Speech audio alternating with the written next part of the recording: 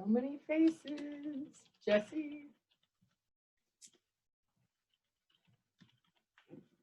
We'll just give it a few more minutes. Kevin, if you're talking, you're muted.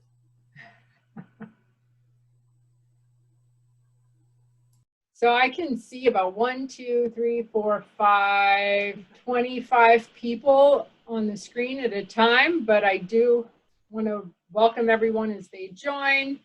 How is it going so far? Good? Awesome. Big shout out to Janie and her team. What an amazing thing. You guys pivoted and moved to the virtual world. It's fantastic. 500, how many? 600 people in attendance. Just amazing, Janie. Great work, team. Your whole team, not just you, but everybody. Great work. Yeah, the shout out has to go to the admin team and the Peer Apocalypse Planning Committee. They have just, that was the heavy lift. But the admin team, Sunny, Nicole, Katie, and Casey just really stepped up and did amazing, amazing things to make this happen. So we still had a few glitches, which are normal with everything. We also got support from Vance, MacBo. Eric Martin loaned us his IT hero, Vance, and so he was behind the scenes too, helping us. So just, yeah, hats off. It's been an endeavor, but it looks like it's happening. So free hoodies to everybody on the call that you have displayed behind your left shoulder. Just, yeah, message Kevin and he'll get those to you post haste. I'm sorry, can you repeat? That was just, Kevin was joking about free hoodies to everyone on this keynote. It was just a joke. I was just continuing the joke and saying, yeah, get a hold of Kevin. He'll get them out to you. Hi, Renelle. Hi, Janie. How are you? Doing well, thanks. Good, good. Yeah, always an adventure. Yep. I'm not a tech person at all. I don't get along with technology. Well, you're here. You made it. So. I made it. So when they sent us all home, I got more familiar with technology. Excellent. All right. I think we will go ahead and get started. Let's see. Waiting for one particular person because we are going to launch day 2 with the announcement of the 4th ever Peer Leader Award for Peer Apocalypse 2020. And I want to make sure they're on here before I even announce it. So bear with me for 1 second, please, while we look. And we also have a video where the actual physical presentation was done on Saturday. So I guess he may not be joining us, but I would like to announce that the 2020 Peer Apocalypse Peer Leader of the Year Award goes to Drake Eubank. And so, yay! Woo! Drake is a survivor of 42 years and has logged over 28,000 volunteer hours in this movement.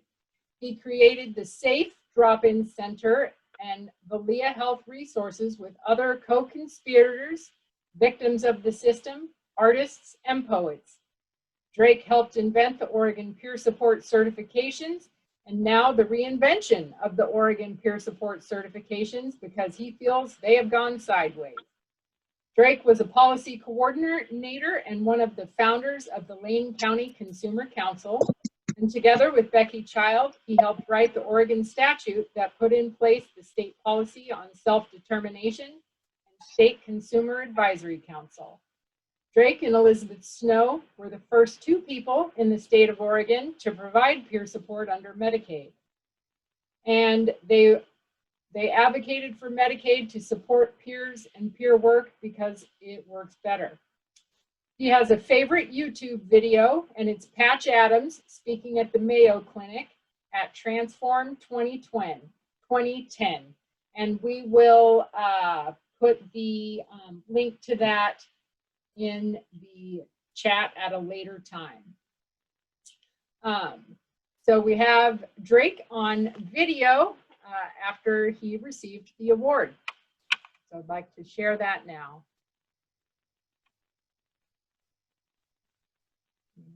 One moment.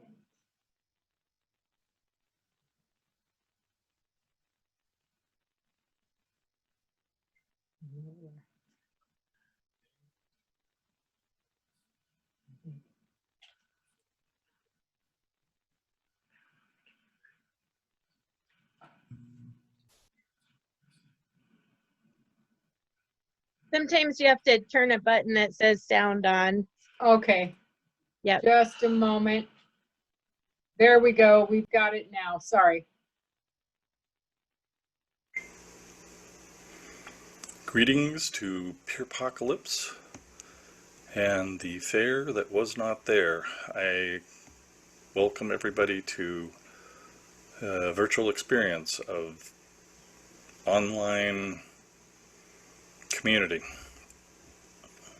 And I basically was asked to make a video to say a few things about this award here in the background, this thing that I received for peer leadership. And Jamie and Kevin were kind enough to come down and present it to me in person, and that was very kind of them. I want to say thanks to Elizabeth Snow, to my wife, to Pat Risser, to Mike, Kevin, Scott, lots of people out there that really over time have been my friends and my peers, but mostly my friends. Peers kind of came later. And I really wonder what people think they were doing, giving somebody who has said as many incendiary things as I have and done as many incendiary things that I have an award, because it just tends to like embolden people to do things like that, and it's just going to cause trouble, I'm pretty sure. But now that we're here, a couple of things that I would love to say, if they could have some utility and help people find these 4-minute speeches to be useful rather than just boring and hoping it will get over with. During the course of doing all this stuff, one of the things that came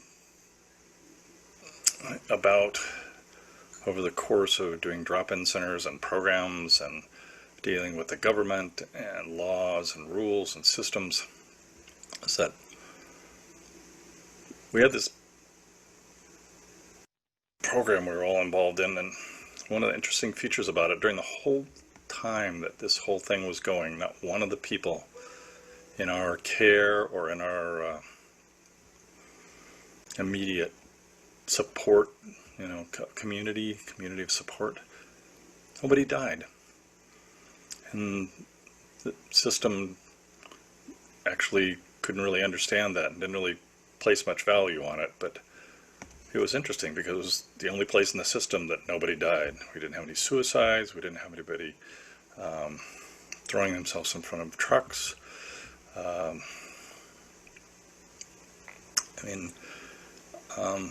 And so looking back on what the reason for that might have been, I think probably it's very simple, which is that the people who were involved together, for the most part, had a genuine concern about other human beings and didn't care about the boundary stuff. They were just friends with the people that they were basically supporting and who were part of their community. So if somebody wasn't around for a couple of weeks, you go out and find them, and you don't just wait for them to show up at the emergency room or someplace worse. So it was pretty easy. It wasn't really rocket science. If you care about what you're doing and you care about the people that you're doing it with, a lot less bad things happen. So there's something that I would hope people get out of our experiences in all of this, is that we have a right, not just a response to the system's labeling and the way that people have been treated, but what we've done and what has been done to people and the lives that people have led and the intrinsic value of those lives is something that we own, and the system should not be allowed to define that. The system doesn't own what we do, and to the degree that we keep our autonomy, we preserve essentially the things that are going to make people have better lives.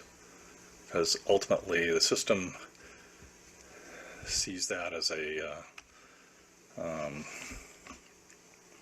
performance measure. We see that as simply people being allowed to be themselves to the degree that this society will let us, and to the degree that the stigma of the label they put on us won't interfere with that.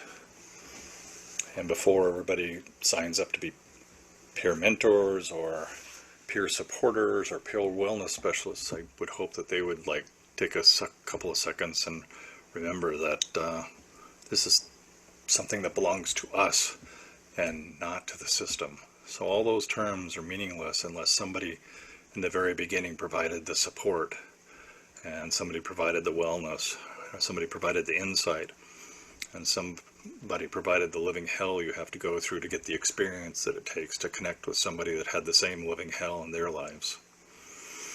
So I would hope that going forward, people would try to remember to own our own stuff in every way, and remember that it's always better to support ourselves and our own. I'm not sure what I want to say at that point. It's better for us to arrive at a place where we have control of our own lives, and the lives that we have don't have to apologize to a diagnostic system for their experiences. Thank you. Thanks for everything. It's been a difficult year, and I consider it a personal point of order that I have gotten this award in perhaps the worst year in people's lives on record. So I don't know what that means, but it's been pretty bad, and I hope everybody is safe out there, and that they're people that they care about as well. Stay safe.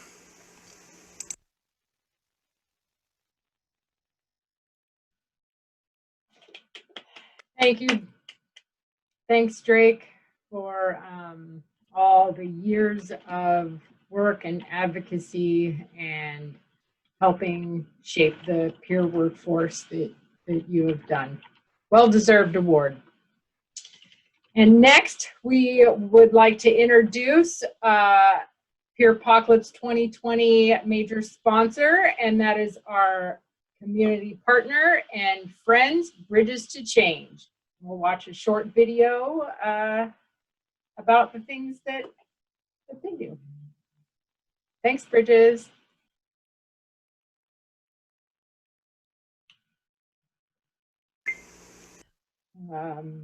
Just a second. Thank you. A lot of us have nothing when we come out of prison. I mean, I was one of those guys that didn't have anything. I was in my addiction strong for 10 years. You know, I was struggling. I wasn't living. I started committing crimes to pay for my addiction. Change is scary, but it is good. I needed to start over. Bridges to Change has given me some tools to help me do that. Bridges to Change is a nonprofit that provides housing, mentor, and treatment services in the state of Oregon. Okay, what's your clean and sober date? May 24th of 18. I was laying in bed one night and asking myself, where did the last 7 years go? Because I don't remember a lot. I need help. Okay. The disease of addiction is cunning, baffling, and powerful. It has an appetite that you can never fill, which is why so many of us stay out there chasing it too long. I'm a man in long-term recovery. I just recently took a 10-year coin. I would love to help you out with that. Here at Bridges, we want to help people become the best version of themselves, and we don't get to tell you what that looks like for you. I want to hear what you want for your life, and then let's come up with a plan. We serve a variety of clients. Primarily, we work with corrections clients that are coming out of prison that are trying to find a way to re-enter into society. The majority of the folks that we serve here, before their criminality took place, it started with addiction at a young age. Incarceration is not the answer to folks that are facing addiction issues. How long were you in for? 2 years. A little under 2 years. Yeah. It's long enough, that's for sure. Is that your first time in? Yeah. Last time? Hopefully, yeah. All right. I like it. I want to get it right this time, you know? I do. At the core of all of our services are recovery mentors. And so we really build our programs around peer services. Do you want to stop and get anything? I don't want to go into a store yet. Just take some deep breaths. Breathe some fresh air. When a client first comes in, the mentor is often the first person that they're going to engage with, getting just some really basic needs out of the way, and there's connection and trust built in that. So do you know much about the Bridges program? This is all new to me, so I know nothing of being even on post-prison. I have no idea what that's going to be like. Going to prison and abandoning my kids, it all really did something to me. The way I got through that guilt and the shame and all that stuff is I had to embrace my addict and embrace just my human. There's nothing you can do to change it now besides move forward. I've done about 10 years of my life incarcerated. Services like we provide today bridge the gap for me of being able to make it to the next step in my recovery. What motivates me is to make sure everybody has a fair chance and everybody gets an opportunity. Club Hope is a safe recovery drop-in center. It's a place to get out of the elements, have a cup of coffee, see the world's best popcorn maker, which is me. Anybody can walk into Club Hope and they can gain access to a recovery mentor, an employment specialist. There's a variety of different recovery meetings happening there every week. A change of clothing, a shower if they need it, and if you don't want to talk to us, you can just sit and chill. When it comes to treatment, we offer housing, we offer groups, one-on-one counseling, and it's about learning new skills, learning how to deal with some of the stuff that happens in life. So treatment's such a small word compared to what actually happens. Bridges has given me the tools that I need to cope with my anger, to cope with my triggers, and to build relationships with my family. My first day was scary. I didn't know exactly what I was getting into, but I realized that this was a path to the rest of my life, and this was like my chance. So. At Bridges Change, we have 42 recovery homes. With our treatment program, we provide a housing component. I'm living in a Bridges Change house. Being released, it's a lot easier to know, hey, I got a safe place to go. There's gonna be other guys that have came from prison that have been through the same struggles that I've been through. It's a good environment. You haven't even been out a month yet. No. I appreciate you because you don't let this thing overwhelm you. You take one step at a time. What Bridges Change is trying to do is eliminate some of the barriers. This is something that I have lived, and it's something that I can share with them. Let's get through this together. We have 143 staff here, and I think about 137 of them are in long-term recovery. There is a sense of community and belonging because the recovery community is very strong. Bridges Change is like a family. We really rely on each other. When times get rough, we really hold on to each other. And it's those same principles that we use in the treatment program. Coming here, I was at the end of my rope, and I thought that maybe, you know, just ending my life would be a solution to like all the pain I was causing to those around me, myself, and like 9 months later, I'm in college. I have a job, and like I have dreams, and I'm following them. So yeah. think that's hopeful. People that have substance use in their experience and in their stories don't have to live that for the rest of their lives. Bridge of Change helped me with a lot of things. It takes time, but with hard work and dedication, it'll happen. And I'm excited about the future for sure. There's hope for someone here. If a person comes in with just the willingness to say, I need help, if that's where you're at, that's where I want to meet you at. It doesn't matter who you are, where you come from, the things you've done in your past. The main point is to just call. Just call and we will do what we can. It's gonna be okay. I'm gonna be okay. You're gonna be okay. All right.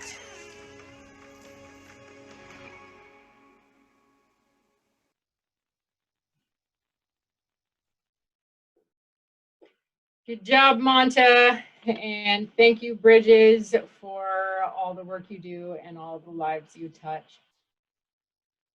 So now,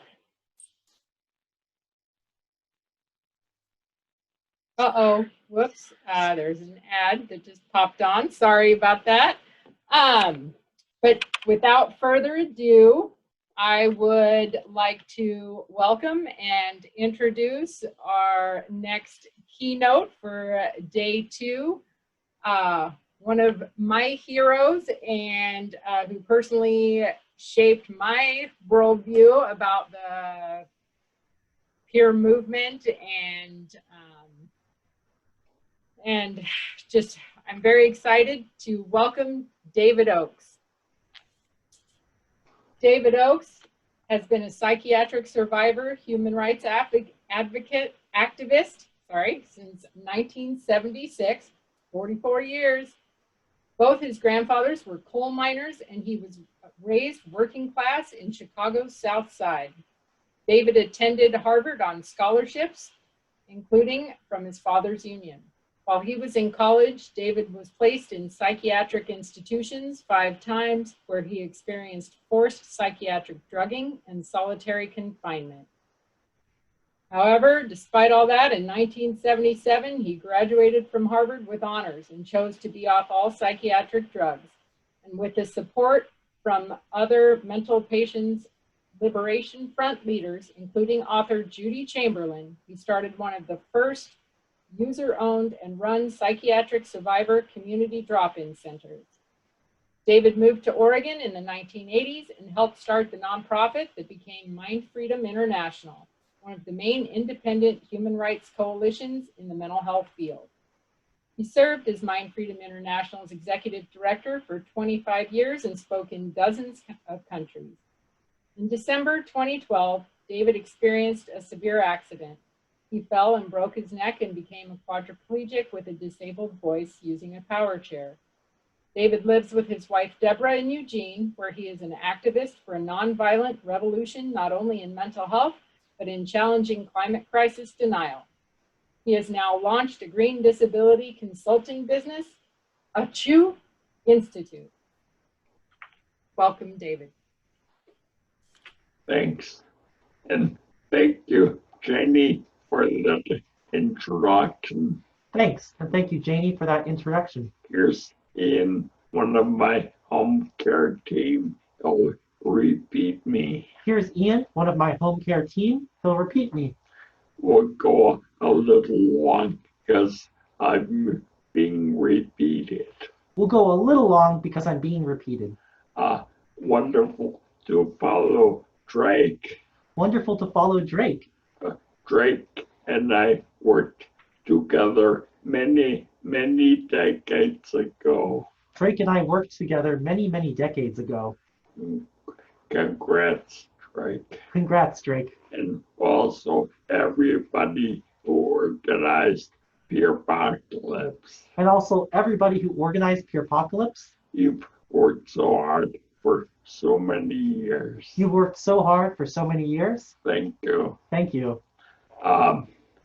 Yes, this is my 44th year doing this work. Yes, this is my 44th year doing this work. So if you're brand new, you are equal. Though if you are brand new, you are equal. So the theme of my talk is about how we are the 100%. So the theme of my talk is about how we are the 100%. Or as one of my caregivers says. Or as one of my caregivers says. Camus. If you're not crazy, you may be nuts. If you're not crazy, you may be nuts. With COVID, climate crisis, and everything happening, it's true never. With COVID, climate crisis, and everything happening, it's truer than ever. If you're not crazy, you may be nuts. If you're not crazy, you may be nuts. So let's see the first slide, my title. So let's see the first slide with my title. So when I refer to our movement, I like to say mad pride. So when I refer to our movement, I like to say mad pride. Because for me, yeah, I am MAD.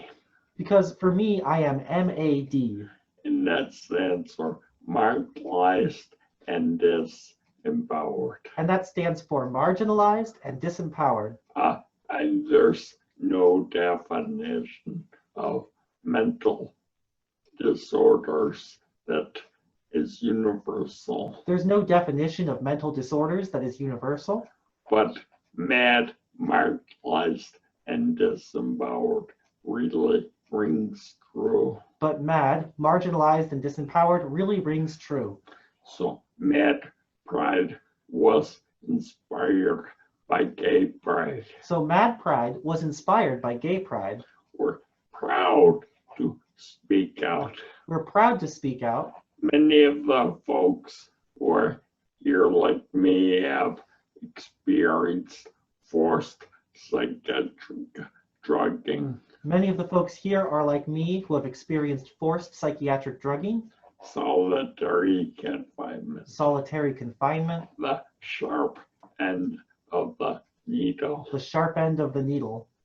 In lockups. And lockups. Labels. Labels. Some folks here have gone through homelessness. Some folks here have gone through homelessness. Many through discrimination. And many through discrimination.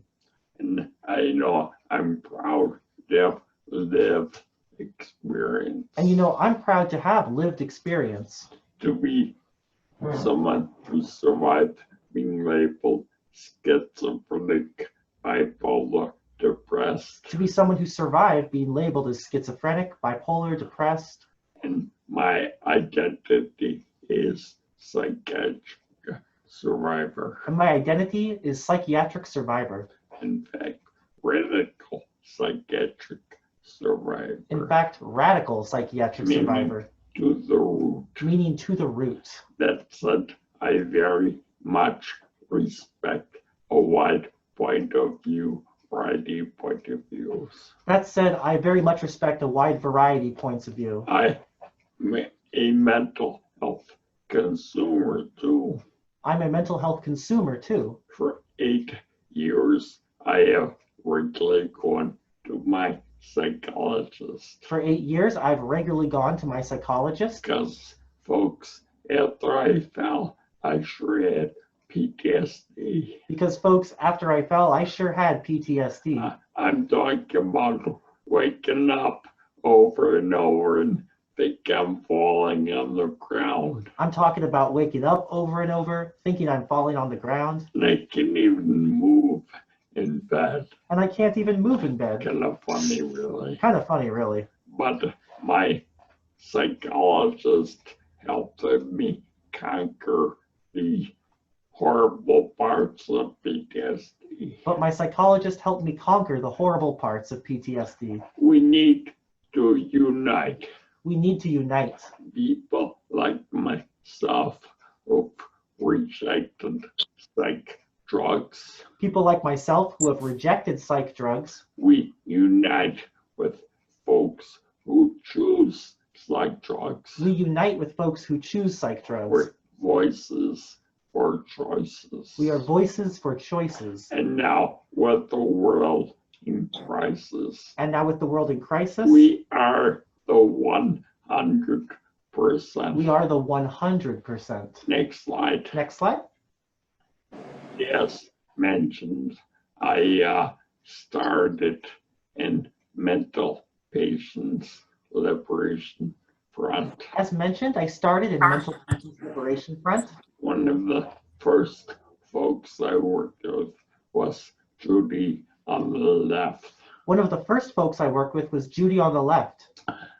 And we're going to be talking about a bunch of folks who have passed.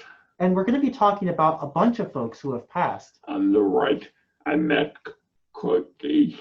On the right, I met Cookie at an alternatives conference. At an alternatives conference. In Portland. In Portland. So as I talk about our past leaders. So as I talk about our past leaders. Feel free to, not just say present. Feel free on the chat to say present. Or as they say in Spanish, presente. Or as they say in Spanish, presente. Because our leaders are here. Because our leaders are here. Being dead is an extreme disability. Being dead is an extreme disability. But we hear you, Judi. But we hear you, Judi. We hear you, Cookie. We hear you, Cookie. All right. Now, I mentioned there ILF. Now, I mentioned the ILF. Insane Liberation Front. Insane Liberation Front. One of the first groups in our field, in our era. One of the first groups in our field, in our era. Started right in Portland. It started right in Portland. Tom Whittick, who might still be around. By Tom Whittick, who might still be around.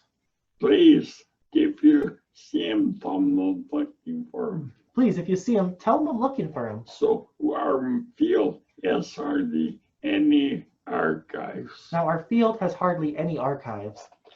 The ones I know about are UMass, OHSU, and Toronto. The ones I know about are at UMass, OHSU, and in Toronto. Next slide. Next slide. There I am with Justin Dart. There I am with Justin Dart. Before my fall. Before my fall. And Justin had us wear the Presidential Medal of Freedom. And Justin had us wear the Presidential Medal of Freedom. He's on his way to the Smithsonian. He's on his way to the Smithsonian. An MHA conference. An MHA conference. And Justin is called the father of the Americans with Disabilities Act. Justin is called the father of the Americans with Disabilities Act. Which celebrates the 30th anniversary this Sunday. Which celebrates its 30th anniversary this Sunday. Justin over and over and over called for revolution. Justin over and over and over called for revolution. In the field of disability, he and his wife felt that we have our movement as a fire in their belly. In the field of disability, he and his wife felt that our movement has a fire in our belly. Of all disabilities, we're fighting hard. For all disabilities, we're fighting hard. Next. Next slide. So here are some of our past leaders. So here are some of our past leaders. Just a few. There are many. Just a few because there are many. Bonnie, professor in Canada. Bonnie, a professor in Canada.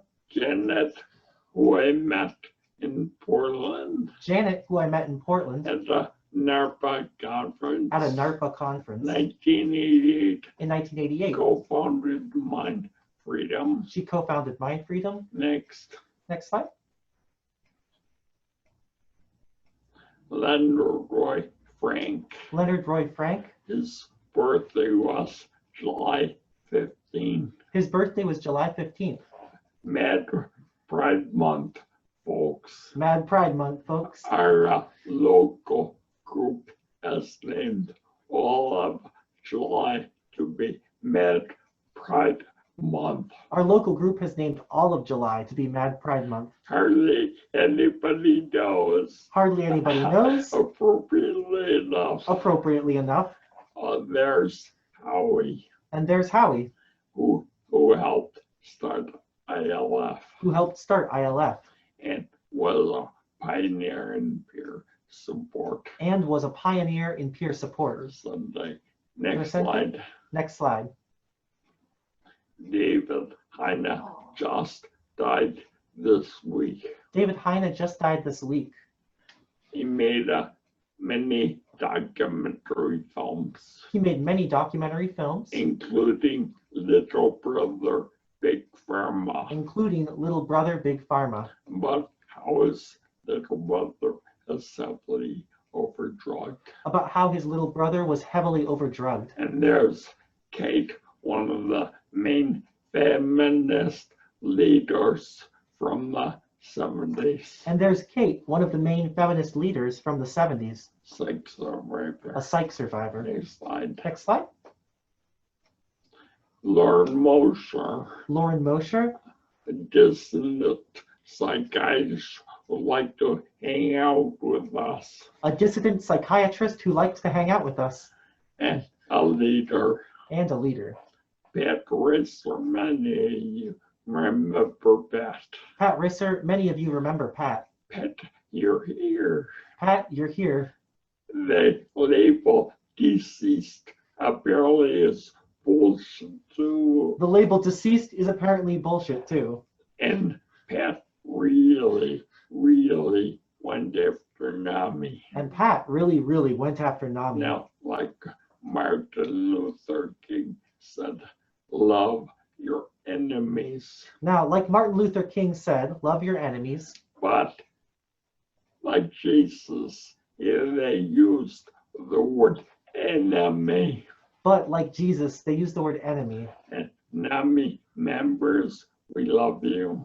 And NAMI members, we love you. But NAMI itself has been an enemy of our movement for decades. NAMI itself has been an enemy of our movement for decades. Pat, we hear you. Pat, we hear you. Next slide. Next slide. So the way we organized years ago. So the way we organized years ago was called the International Conference on Human Rights and Psychiatric Oppression. It was called the International Conference on Human Rights and Against Psychiatric Oppression. Very long. Very long. But a way to remember the initials. But a way to remember the initials? Aciu Rapo. Aciu Rapo. Aciu Rapo. Aciu Rapo. And for 10 years, we radicals would meet and organize. And for 10 years, we radicals would meet and organize. Before the internet.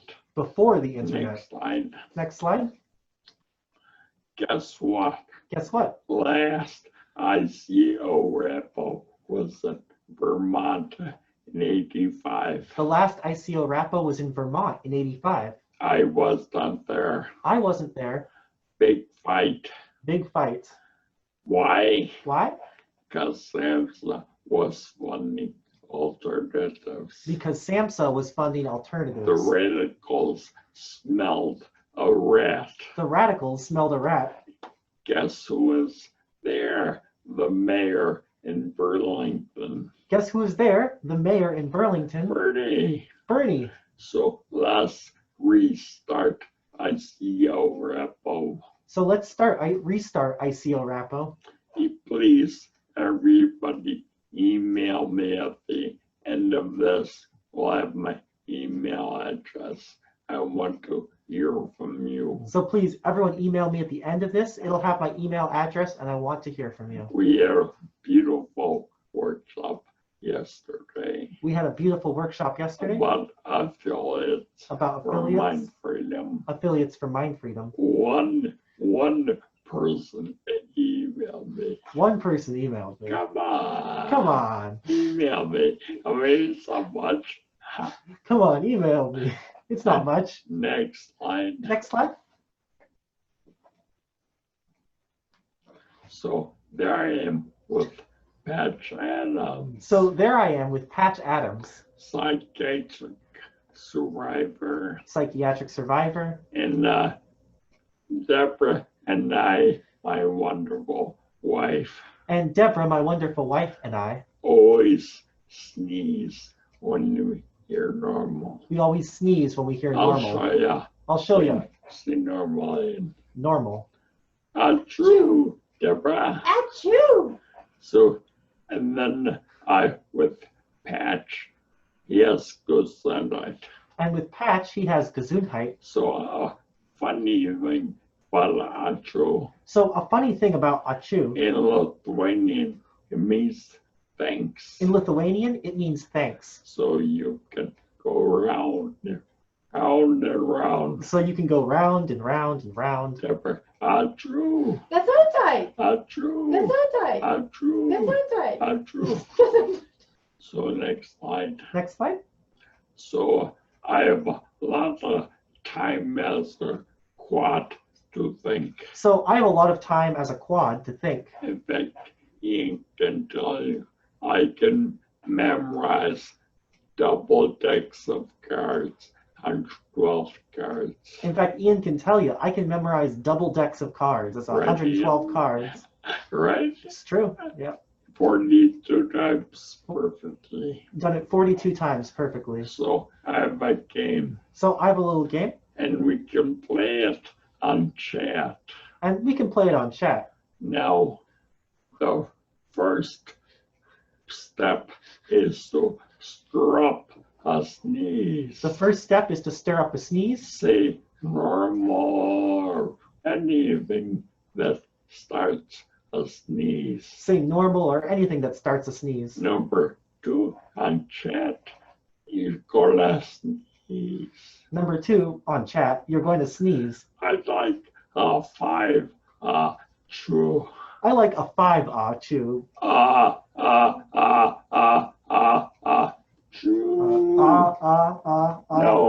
Chew. Sneeze into your arm. And sneeze into your arm. And my nose in. This one? Which one? So then, what do you say when you sneeze? So then, what do you say when you sneeze? Number 3, Gesundheit. Number 3, Gesundheit. Don't worry about the spelling, just means health. Don't worry about the spelling, it just means health. Now, 4th step, crucial. Now, 4th step, crucial. Thank you, fill in the blank. Thank you, fill in the blank. Thank you, organizers. Thank you, organizers. Thank you, Drake. Thank you, Drake. Thank you, Sky. Thank you, Sky. Thank you, Robin. Thank you, Robin. Thank you, Patch. Thank you, Patch. Okay, number 5. Number 5. Revolution. Revolution. This position I call Justin. This position I call Justin. Just in time. Just in time. Like Justin over and over called for revolution. Like how Justin Dart over and over called for revolution. So now let me talk to you directly. So now let me talk to you directly. So my new chair has a feature. So my new chair has a feature. I can rise up. I can rise up. Rise up. Rise up. Okay, rise up. Okay, rise up. Revolution. For revolution. And Ian, need my rubber chicken. And Ian, I need my rubber chicken. So I've done more than 1,000 screenings. So I've done more than 1,000 screenings of normality. Of normality. And never found me. Now let's play the game. Now let's play the game. 1, 2, 3, 4, 5. 1, 2, 3, 4, 5. Revolution. Revolution. There you go. There you go. Now, suppose someone says, what kind of revolution? Now, suppose someone says, what kind of revolution? Hey, great question. Hey, great question. Let's talk about it. Let's talk about it. What kind of revolution? What kind of revolution? Sure. Sure. And, yeah, you know, people are, the world is suffering. You know, the world is suffering. And let's use the R word more. Let's use the R word more. Get it out. Get it out.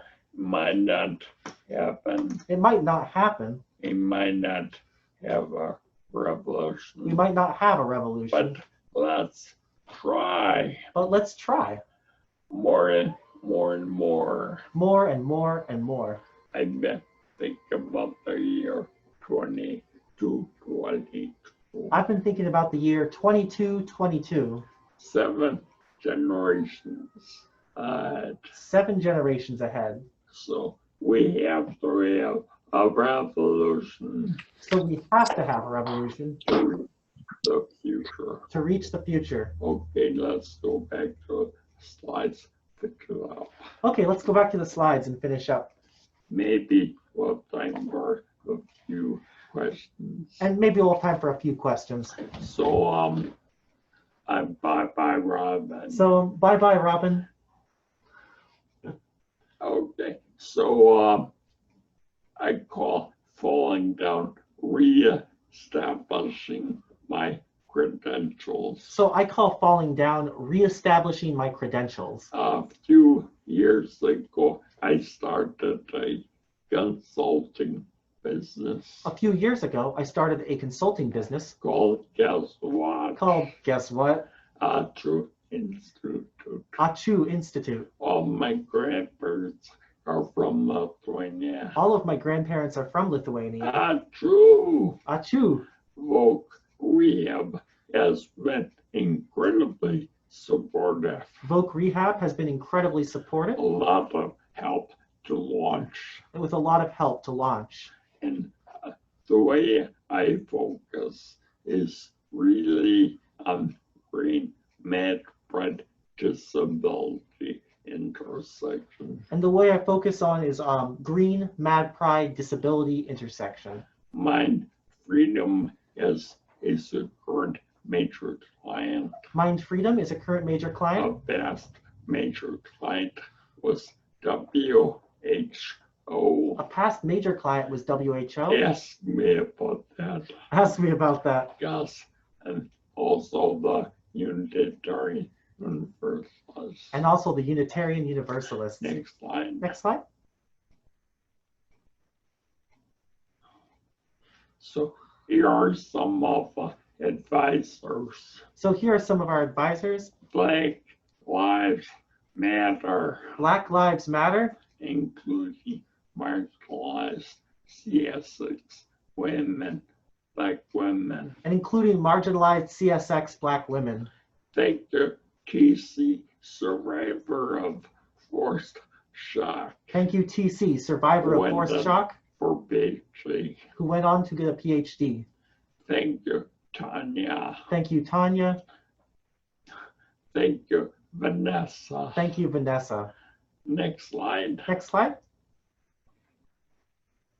So in a few hours, Pierre Apocalypse will have a caucus. So in a few hours, Pure Apocalypse will have a caucus. Organized by my dear friend Celia Brown. Organized by my dear friend Celia Brown. And Jen Patron. And Jen Patron. So Celia is the board president of MindFreedom. So Celia is the board president of MindFreedom.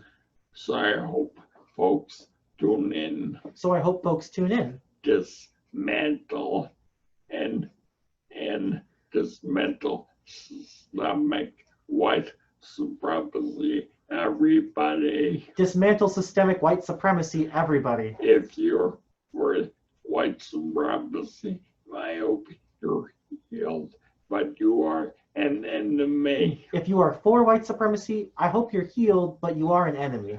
Love your enemies. Love your enemies. But we have some next. But we have some. Next slide.